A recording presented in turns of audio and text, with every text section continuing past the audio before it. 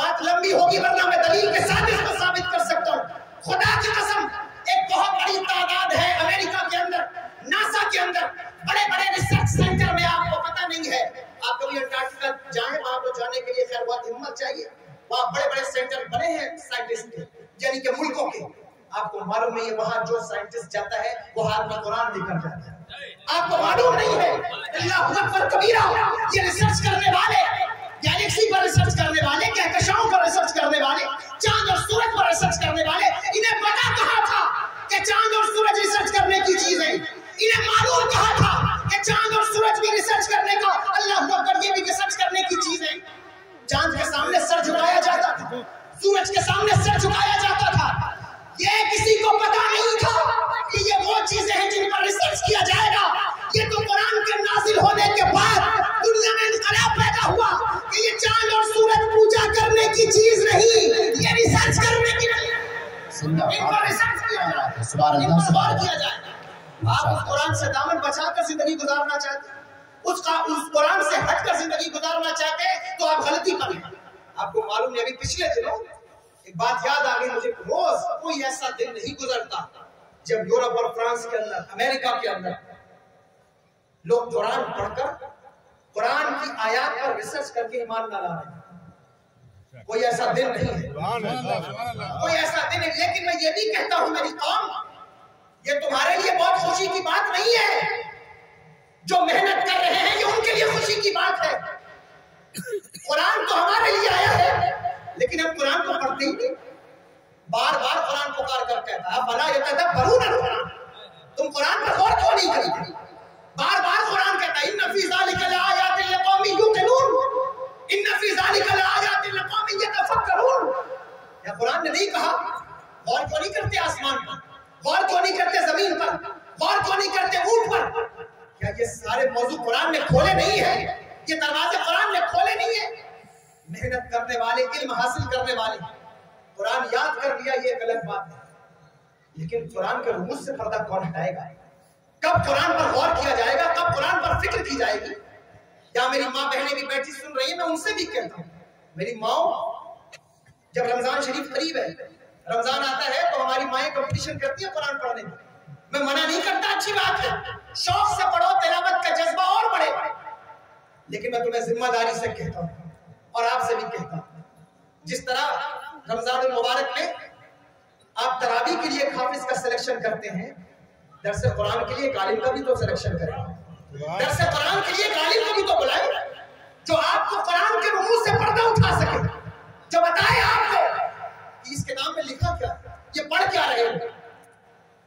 Scientist ہاتھ میں قرآن لے کر وہ ریسرچ کی دنیا میں آگے. ابھی آپ نے نہیں سنا, بہت بڑا سائنٹسٹ ہے دنیا کا, یورپ کا, لوگ اسے کوئسٹو کہتے ہیں. اس نے ریسرچ کی, 2 سمندر آپ نے ویڈیوز دیکھے ہوں گے آپس میں ملتے ہیں, ہند مہاساگر اور پرشانت مہاساگر ملتے ہیں, لیکن مل کر بھی نہیں ملتے. رنگ الگ ہے, ذائقہ الگ ہے, ملتے نہیں. کتنے لوگ ہیں ہمارے یہاں نوجوان جنہوں نے ویڈیو دیکھا ہوگا, لیکن ویڈیو دیکھنا الگ بات ہے, اس پر غور کرنا الگ بات ہے, اس کی کھوج کرنا الگ بات ہے, علم حاصل کرنا الگ بات ہے. اس نے جھنڈا اٹھایا کہ دنیا میں کسی نے ریسرچ نہیں کیا کہ یہ 2 سمندر آپس میں ملتے ہیں, اور ملتے کیوں نہیں ملتے. اس نے کہا میں ریسرچ کروں گا, غور کروں. بڑی محنت کی اس نے, غوطہ لگایا, گیا 18 مہینے یا اس سے کچھ زائد محنت کرتا رہا, کوششیں کرتا رہا. اس کے بعد اس نے کتاب, اس کتاب کا نام ہے انسین وال, نہ دکھنے والی دیوار, غیر مرئی دیوار. اس نے ثابت کیا کہ یہ 2 سمندر جو آپس میں مل رہے ہیں, دراصل ان کے درمیان ایک دیوار کھڑی ہوئی ہے. غیر مرئی دیوار ہے, دکھتی نہیں ہے, لیکن ہے دیوار, ہے ایک برزخ, ہے ایک آڑ. جب اس نے یہ ریسرچ کی تو دنیا نے اسے بہت سراہا کہ تم نے بہت بڑا کام کیا ہے, یہ بات ثابت کر دی. تم سے پہلے کسی نے یہ بات ثابت نہ کی کہ ان 2 سمندروں کے درمیان ایک دیوار ہے. جب اس کو نوازا جانے لگا, اسے سراہا جانے لگا, اس کا ایک شاگرد آگے بڑھا, اس نے کہا کوئسٹو صاحب آپ نے بہت بڑی تحقیق کی ہے, کیا آپ سے پہلے کسی نے تحقیق نہ کی, کیا یہ قضیہ اس سے پہلے کہیں بیان نہ کیا گیا. اس نے کہا نہیں, میں پہلا انسان ہوں دنیا کا جس نے اس پر ریسرچ کی ہے، محنت کی ہے، دماغ جلایا ہے، لگایا ہے، اللہ اکبر، اس کو کہتا ہے کہ حضرت یہ فلسفہ تو 1450 سال پہلے مسلمانوں کی کتاب میں موجود ہے، یہ فلسفہ تو 1450 سال سے موجود ہے۔ اس نے کہا کیا عبارت ہے؟ اس شاگرد نے کہا حضرت اس میں لکھا ہوا ہے مرج البحرین یلتقیان بینہما برزخ لا یبغیان، یہ تو قرآن میں موجود ہے۔ اللہ اکبر، جو سمندر آپس میں مل کر بہتے ہیں لیکن ہم نے ان کے درمیان ایک برزخ رکھا ہے، ایک آڑ رکھی ہے، وہ آپس میں ملتے نہیں ہیں۔ جب اس نے یہ سنا تو کہنے لگا اچھا، یا تو مجھ سے پہلے کسی نے ریسرچ کی ہے، اس کی ایک کتاب ہے، وہ کسی نے کی نہیں، تو پھر میں سمجھ گیا ہوں کہ یہ اسی کی کتاب ہے جس نے یہ سمندر بنایا ہے، جس نے ان سمندروں کو پیدا کیا، یہ اسی کی کتاب ہے۔ ایسا نہیں ہے کہ حافظ بننے کے بعد تہذیب کے دروازے بند ہو گئے، ایسا نہیں ہے کہ عالم بننے کے بعد تہذیب کے دروازے بند ہو گئے۔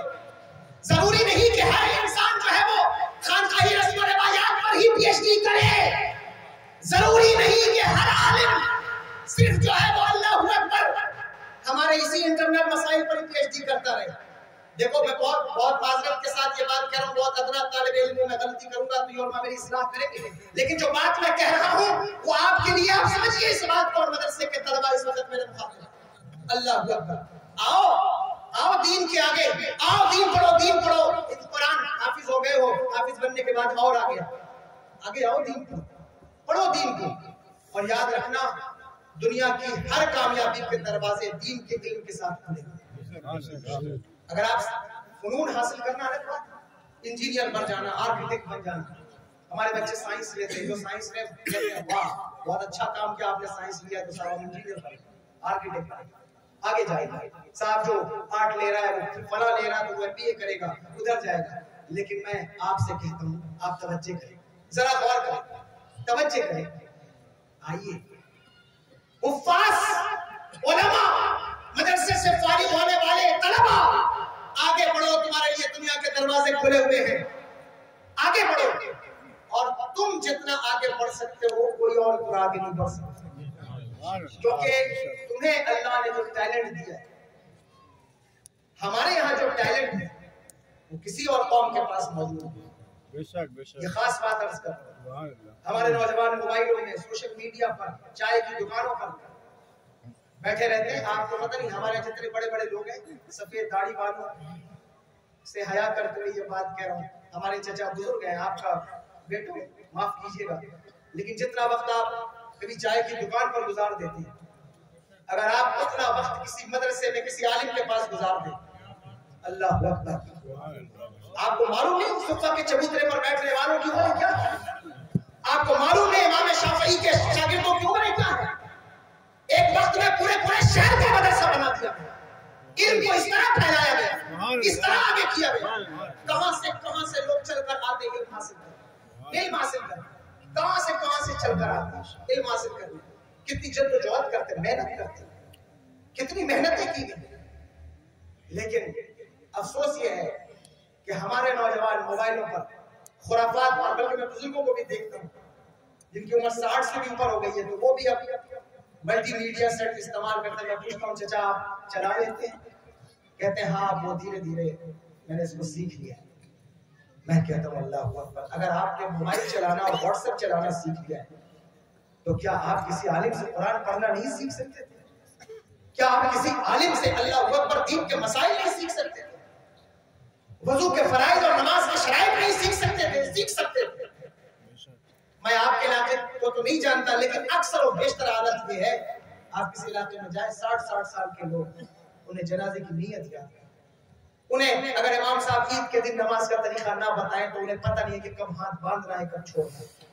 اگر وہ 40 سال سے نماز پڑھ رہے ہیں، 60 سال سے پڑھ رہے ہیں، تو مجھے بتائیے کیا ضروری نہیں ہے کہ ان چیزوں کو سیکھ جاتے ہیں؟ وہ ان باتوں پر غور کر لیتے، قرآن کا تلفظ صحیح کر لیتے۔ استاد القرہ آئے ہوئے ہیں آج کی اس مجلس میں، اللہ اکبر، آپ دیکھیں تو صحیح، قرآن پڑھنے والوں کو اللہ کیا مقام عطا فرماتا ہے، کیا مرتبے عطا فرماتا ہے۔ آپ نے اگر کوشش کی ہے تو آپ قابل مبارکباد، اور اگر نہیں کی ہے تو پھر شرمندہ ہونے کی ضرورت نہیں ہے، کوشش شروع کریں، کوشش